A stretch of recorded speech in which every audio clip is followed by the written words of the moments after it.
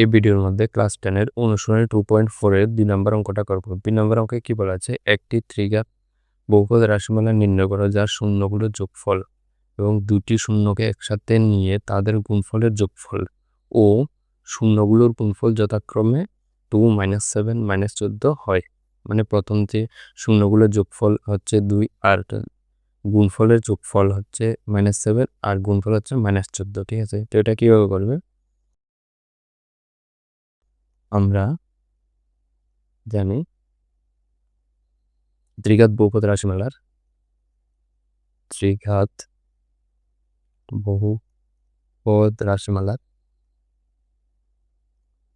সাধারণ সমীকরণটি সাধারণ সমীকরণ হচ্ছে ত্রিঘাত সমীকরণ মানে a x এর কিউব প্লাস b x এর square plus c x plus d। ঠিক আছে, এবং এটা ছাড়া আমরা কি জানি, এবং কিউব আছে মানে কয়টা শূন্য থাকবে? 3টা, এবং এর শূন্যগুলি is equal to alpha beta gamma. ঠিক আছে, তো এখানে দেখো প্রথমে কি দেওয়া আছে? যোগফল। সুতরাং প্রথমে হচ্ছে শূন্যগুলোর যোগফল alpha plus beta plus gamma is equal to -b/a। আমরা শুধু a b c d এর মান বের করবো আর এখানে বসিয়ে দেবো, হয়ে যাবে। ঠিক আছে, তো এখানে দেখো alpha plus beta plus gamma, এটার ভ্যালু কত দেওয়া আছে? যার শূন্যগুলোর যোগফল 2, মানে এটা হচ্ছে 2 ইজ ইকুয়াল টু কত? -b/a।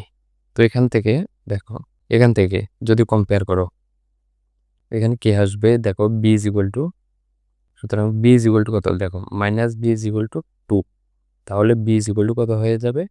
b is equal to -2। আর a ইজ ইকুয়াল টু কত? যে কম্পেয়ার করো, a ইজ ইকুয়াল টু 1 এবং a ইজ ইকুয়াল টু কত? 1।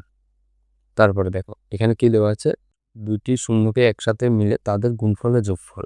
তো এবং দুইটা শূন্যকে একত্রে নিতে হবে, তাহলে alpha beta plus beta gamma plus, তারপরে কি আছে? Beta gamma plus gamma alpha is equal to কত? এটা ইজ ইকুয়াল টু আমরা কি জানি? c/a। তাহলে দেখো এটার ভ্যালু কত দেওয়া আছে? দুইটি শূন্যকে একসাথে নিয়ে তাদের গুণফলের যোগফল দেওয়া আছে -7, তো এখানে -7 লিখবে ইজ ইকুয়াল টু c/a। তো এখানে যদি কম্পেয়ার করো, -7 কার ভ্যালু? c এর ভ্যালু, সুতরাং c ইজ ইকুয়াল টু কত? -7। আর a ইজ ইকুয়াল টু কত আসবে? a is equal to 1। তারপর আবার আরও একটা দেওয়া আছে, এবং এখানে 3 নাম্বার কি দেওয়া আছে? এখানে শূন্যগুলোর গুণফল, তাহলে alpha beta gamma is equal to আমরা কি জানি? Alpha beta gamma is equal to -d/a। তাহলে এখানে আলফা বিটা গামার ভ্যালু কত দেওয়া আছে? 14, গুণফল দেওয়া আছে -14 -d/a।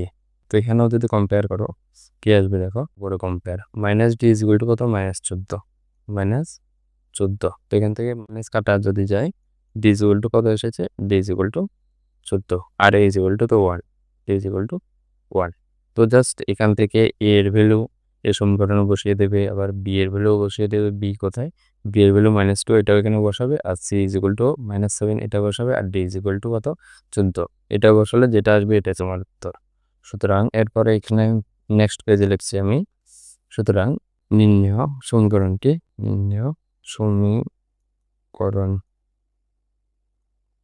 ইজ ইকুয়াল টু কি হবে? এখানে দেখো কত আছে? সমীকরণটা কি আছে?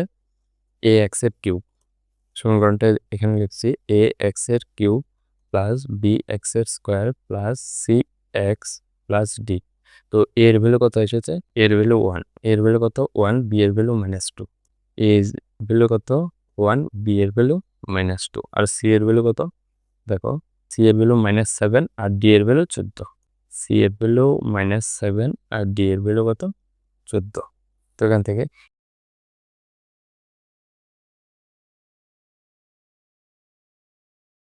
তারপরে b ইজ ইকুয়াল টু তো -2, b এর জায়গায় -2 বসালে কি হবে? -2x এর স্কোয়ার, -2x এর স্কোয়ার। তারপরে c ইজ ইকুয়াল টু কত? -7, তাহলে c এর জায়গায় যদি -7 বসায় তাহলে কি হবে?